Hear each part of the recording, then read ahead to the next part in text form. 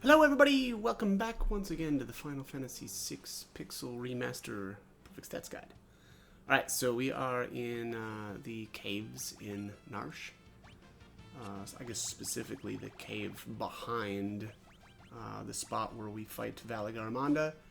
And we're taking on the Tonberries enemy. It's a monster in a box, and these guys will actually pop up on the Veldt too, so you know, keep that in mind that we can actually fight them there as well. As of right now, the Tonberries are level 99, and since my characters are only Locke is 24 and Gogo is 26, and so I'm not able to steal from them right now. Like it literally will fail every single time. That's just the way that the you know, the steal formula works.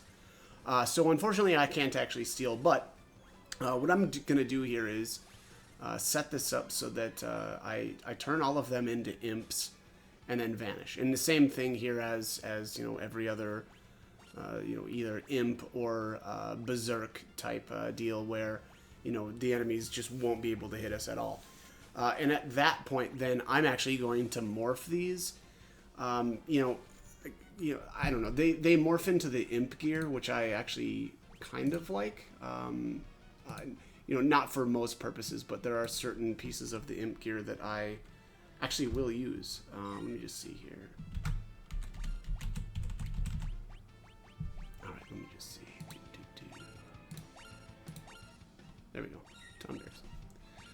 Alright, so they're weak against fire and they absorb water, so keep that in mind. I suppose that makes some sense as well. So, you know, all of the imp gear, so I guess not the halberd, but the shield, the helmet, and the chest piece all absorb water, which there are some bosses in the game that will come in quite handy for, and that's actually why I wanted to morph them. Also, these guys do have a Minerva Bustier Bustier, whatever, as a steal, and you know, again, unfortunately, I'm too low of a level to steal from them right now, but they also will drop it as well. So, again, it's kind of one of those neat things where it's like an extra way to get, or it's a way to get one extra earlier than we would probably be able to, right? So, one of them came we already grabbed one from Kefka's Tower, and another one is stolen from, I think it's Goddess. Don't quote me on that, but I'm fairly certain it's Goddess. But either way, you know, this way we don't have to wait all the way until, you know, defeating Goddess to get an additional one. So, again, I guess keep that in mind. I think what I actually ended up doing here was, so I morphed all three of these, and I'm just doing the same, you know, morph method that I have in the past, where I think Locke has it actually equipped. And so I'll try to cast with Locke, and then I'll just mimic with Gogo, and then there's the Impartisan. So those are pretty easy to get from the Tyrannosaur enemies. Nothing too fancy there. And actually, honestly, all of the imp equipment is pretty easy to get a hold of in other ways. And honestly, it's better. It's better to go other ways as well. So like the Tumbleweed, I believe, has the, gosh, is it the shield or is it the helmet? The Tyrannosaur has got the Impartisan, as well as you can steal from the Tyrannosaur to get the Reed Cloak, which is the chest armor. And then there's one more enemy, and again, I can't remember if it's the helmet or if it's the shield. It can be obtained in a different way as well. Also, Cactars can be morphed into them as well. Again, I don't think that's the best way to do that, because, you know, the morph rates aren't so great. But also, again, you know, most people are going to take the sword, and I definitely recommend taking the sword over. There's the Taurus Shield though. But yeah, again, I recommend taking the sword over the Esper for Ragnarok. So let me just see here. Oh, this is gonna end up taking a while to find this, isn't it? Oh, here we are. Okay, so the Basilisk has the Taurus Shield, which must mean that the Tumbleweed has the helmet. Let me just see here. But yeah, Basilisk has, you can steal the Taurus Shield, but it'll also drop it as well. Unfortunately, it looks like it's a rare steal, although it doesn't have a common, so that's a good way to get the Taurus Shield. I'll be honest though, I'm not a big fan of the shield, but what I really like is the helmet, which is called the Saucer. So let me just see here. Saucer, rare steal from the Tumbleweed, yes. Those are really easy to find. So that's my opinion, is that's the best way to actually get those. Again, I think that the Saucer, there's going to be a couple of battles here where I think that those end up being fantastic. I suppose the Reed armor would work as well. But basically what happens is there's some fights where, you know, you want to have, like, specifically, I believe it's a Thunder Shield in your main hand, or your shield. And then you want to have some form of water protection as well, though. So you either want to get that from your helmet or you want to get it from your chest. And so, again, I think that, you know, I suppose I'll probably have to, I don't know, farm them, you know, in some way. Again, I guess I just went with the morphs, and I'm trying to think. I think I morphed more of these guys on the Velt as well. And that was how I got all of my, I think it was the saucers that I went for.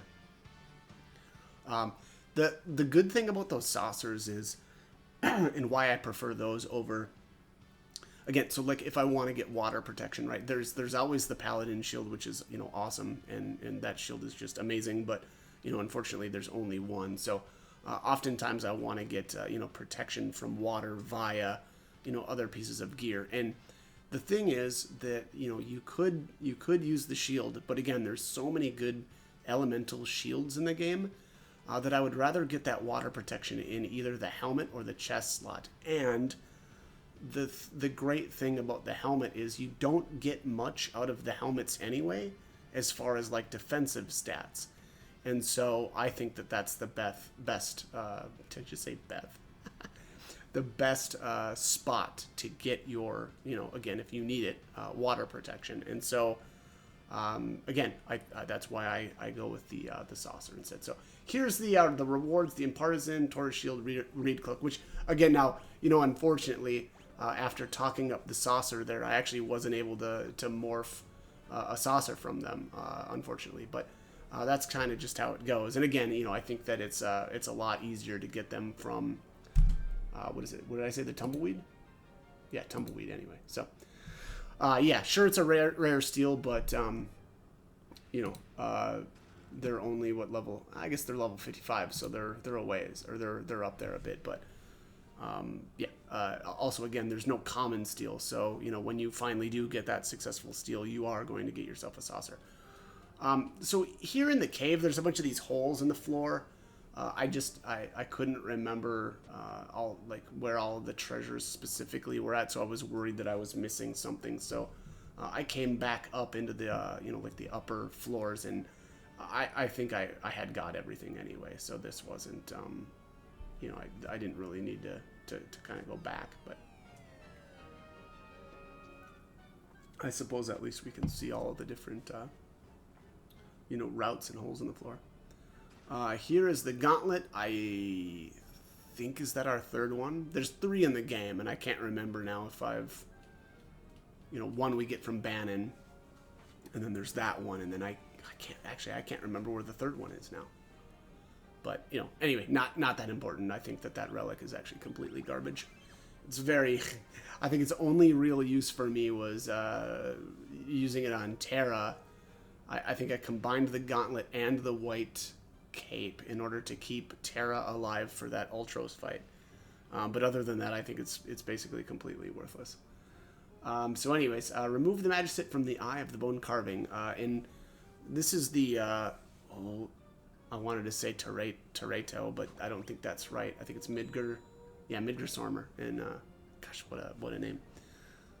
In this version of the game. But, all right, that triggers the Yeti fight, which, very, very easy.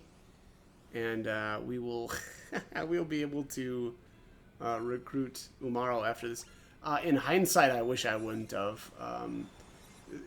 You know, after you interact with him, I should say after you beat him, he just sits there, and you don't actually have to recruit him right then and there. You can come back later, and the reason why I think that would have been better is because then Umaro would be brought up to our average party level, and I wouldn't have to level him because he's not a in my opinion, he's not a very good character.